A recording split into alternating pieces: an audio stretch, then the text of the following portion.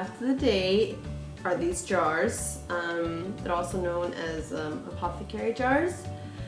So you could use them for candy jars, for decorations, for candles, for really anything. What you do first is just take a piece of sandpaper, rip it off, or you can use the pads that are already cut, and you're going to want to sand the rim of the candlestick.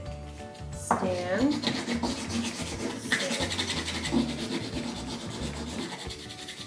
Go in any direction, just make sure you get all the surface like that.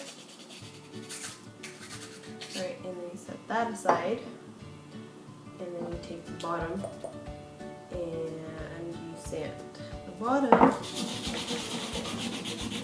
You're doing this so the glue gets the grip of the glass.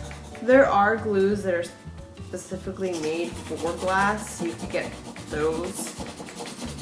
I'm not sure what brand they are, but super glue works just fine.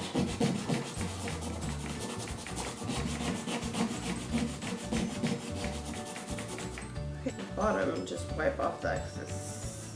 Like this. Just wipe it off. Right. So now, just open your super glue. Careful, because I tend to glue my fingers together, and it is the worst feeling in the world. You want to glue a circle towards the middle of the bottom, like that. And then you take your candlestick and you stick it down as close to the center as you can get it, and then you apply pressure